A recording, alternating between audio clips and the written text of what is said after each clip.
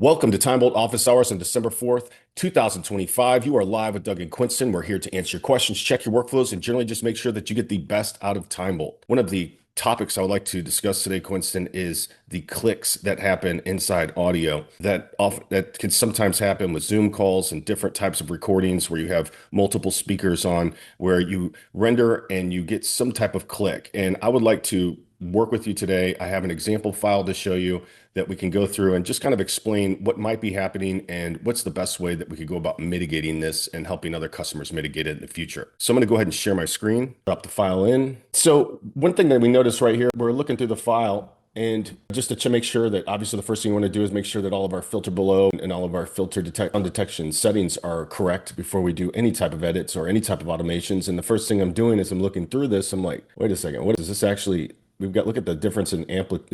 Is it an amplitude? Yeah. Is that what it is? Volume, amplitude, sound level, they both describe the same thing. One speaker is really loud and the other speaker has like really low gain. Put playback at 1.5x because that should just be on by default. But I'm gonna hit spacebar here and see what's happening here. We got 55 minutes. My grandpa, he had 8 kids and Wow, there, it does confirm it. There's 2 different speakers here. And what this customer had emailed us is that love the product, knocks out all the pauses, great, but they are looking, sometimes it introduces clicks, which Apple makes them go back and fix before they can upload to like Apple Podcasts. And they're wondering, once they render in TimeBolt, is there any reason or way that they can avoid that problem in the first place? And you had mentioned some ways to handle that. I guess the first question would be is, why do you think there are clicks in the first place? It's hard to say exactly why clicks occur, but generally the solution is to space out the cuts even more than you usually do. So for example, here the left padding is 0.01. It could be because one of the speakers has their gain too high. So when it's transitioning from one sentence to the next sentence, because the gain's too high, it causes a click. It could be any reason. That's just one explanation. There could be multiple reasons why clicks occur. But obviously in this situation, I think the first step would be to like normalize the audio so that we have a very clear, like discrete cuts being formed. And the first step to do that is to go into settings and then turn on audio normalization. Now, you don't need to do noise reduction and volume increase simply because the audio over here is very clean. It's studio quality. The only difference is that the speakers have different like gain in their microphone. So one speaker is really soft, the other speaker is really loud. So audio normalization, basically, that's what it does. It normalizes the audio across all the speakers. Or even if you have a single speaker and then one end of the file has higher gain and the other end has lower gain, even the same file by the same speaker, even that is fixed. So audio normalization basically normalizes the audio across the file, no matter how many speakers there are. And then you can essentially create way better cuts with TimeBolt. TimeBolt's cuts would be way more accurate because the calculations of the sound below level, the minus 25 dB, 30 dB, that value will be much more accurately calculated and you'll have way better cuts. So this might be the first step to avoid clicks, but obviously we can take it further. Quick question. If the other speaker was also low volume, right? So they were both low volume. That's when you would want to do the volume increase. Correct, exactly. You can normalize both audios, but then if both of them are really soft, then volume increase makes more sense because then you bring it up a notch and then you just accentuate the amplitudes where sound is being spoken. And just to clarify, making sure that this is just for preview purposes only. When you render when you render with TimeBolt, it will not impact the final output. This is just so TimeBolt algorithms can accurately find these differences in waveforms. Yep. So I want to restart the app now. Yeah. One thing to note is for this particular customer, they were exporting to Final Cut Pro. So they were adjusting the normalized level of the audio in post-production, but TimeBolt doesn't have that feature. So if you do that process, then it makes more sense. But otherwise, this process is strictly to detect sounds, like detect the cuts. So normalizing the audio will help you make more discrete cuts. Perfect. Now I want to restart the app. I restarted the app, putting the file in, 13 seconds, all the silences are detected. And special characters detected. I just want people to understand anything that pops up is actually important in TimeBolt. It's not something like, oh, I think you just want to throw a message up. Quinston does not throw anything up in front of your face that isn't important. So when it's the special characters are detected, just go ahead right from the outset and say, okay, I don't want special characters. Anything that's like shift and numbers 1 through 9 or 1 through 0 on the top of your keyboard, those are all special characters that can sometimes screw with the ability for your file system to find the file and for TimeBolt to use it. And specifically Final Cut Pro. So now that we've done that, and we've added audio normalization. We look at the timeline here and you can see that this now is no longer a minute mess, right? Now we've got defined audio signals, which is fantastic. We want to go through the timeline and that's catching what it was supposed to do. I would certainly recommend, let's see, what's this? They started, excuse me, when they started having babies, right? That changed my mother's. See these? Yeah. That changed my mother's first husband. What this is, these individual sounds is ignore detection shorter than 0.75. These are like for excited utterances and just random words that don't mean anything. As you can see, as we're going through, okay, and that doesn't matter in your podcast. They don't need to hear that.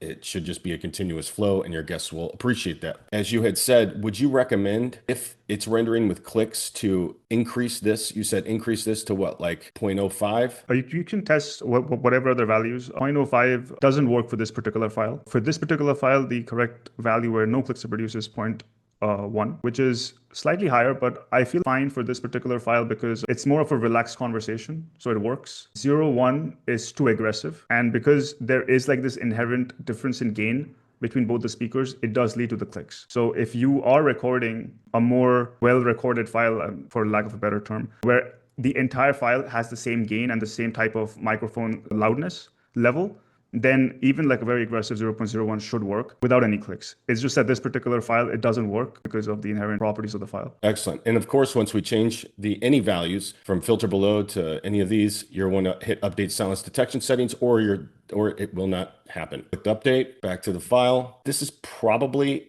like, if I'm looking at this, would you say that maybe what else could be messed with is the filter below sound value to capture stuff like this? You could work on that. Right, so to do that, try something like minus 35. Is that to capture? Let's try minus 35 dB. And you can try anywhere between minus 32 to minus 30 to minus 42 dB. Really like how when it updates, it stays right in the same spot too. So it makes comparison so much easier. And as you can see, look, it just cut out just the right amount of sound there. Lighting scheme that even back then you would hand the theater. Yes. And they would set it up and but no pirate. Standard is going way out of whack here. Wow. Even the normalization didn't fix that. See, I think 38. You can try 38 or something. Let's try minus 40 again. Let's see your default math was right. It seemed right again. It's crazy how many of us. If you just were to hear all of that, so it says, but it's crazy. Imagine when we use Umcheck and it'll go from occasionally to it's crazy, occasionally to it's crazy, instead of you're skipping all this parts in between. So now that we've found, okay, this is a good filter below sound level, okay? Now what we want to do is we want to run Umcheck, okay? Because now the silence detection settings are done. Let's go ahead and run Umcheck. We're going to check for filler words. We can add any unique word, tick, or phrase. We catch 50% more filler than leading AI edit by text competitors. The only software you can add any unique word, tick, or phrase. You get 3 free credits when you try. When you have it with a paid account, you can then purchase more Umcheck credits. Okay, once Umcheck runs, okay, make sure you click run false start detection. And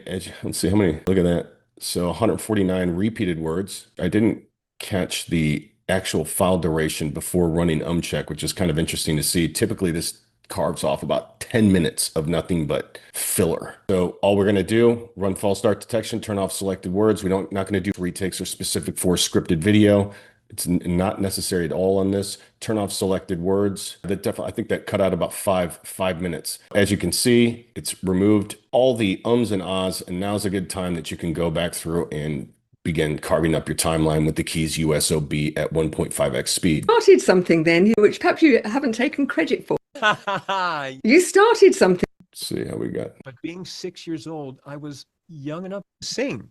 It was like just what we did. My first. Perfect. You see how just smooth, how much more smooth that is? Now with the cuts.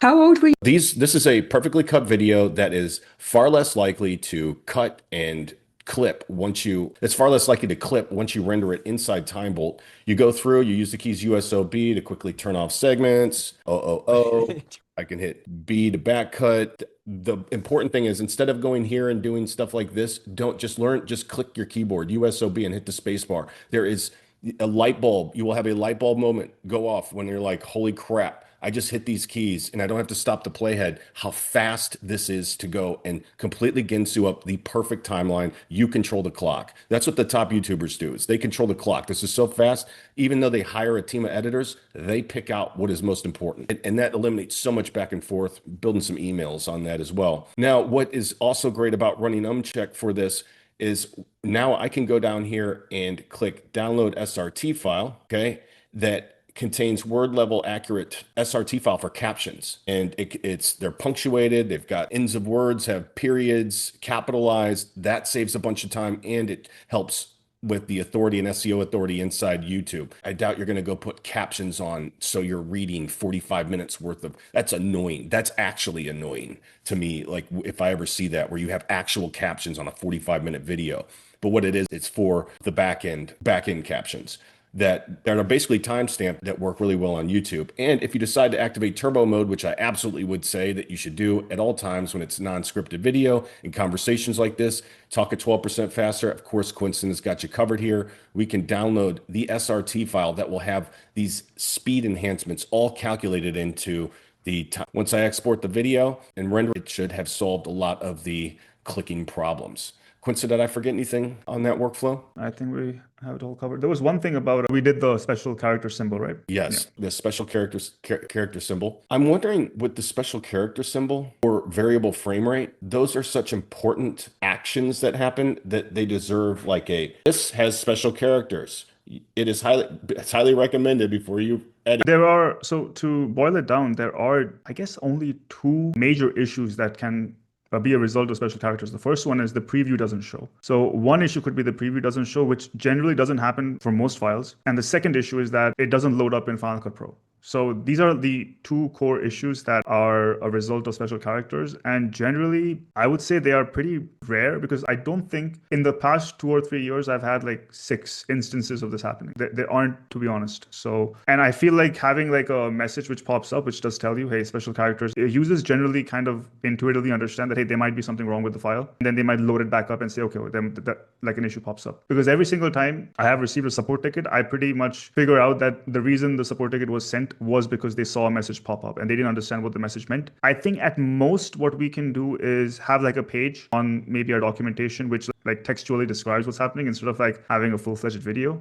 Because when you have like a text description of what's happening, at least ChatGPT or Google can pick it up and tell people what the message means. I know that when you download, for example, videos from YouTube or different places, or even like there was another, they all put these special characters in, like, or especially some of these AI editors they put in like, they try and guess like what the title of the video should be before you download it. So they got like parentheses in there and then you throw it in and you can't get it back out. My question would be, is that if you do have, I know variable frame rate is one thing that's important, but if you do have a special character, like it should, instead of it just being a warning that comes up on the right, literally a box that says warning.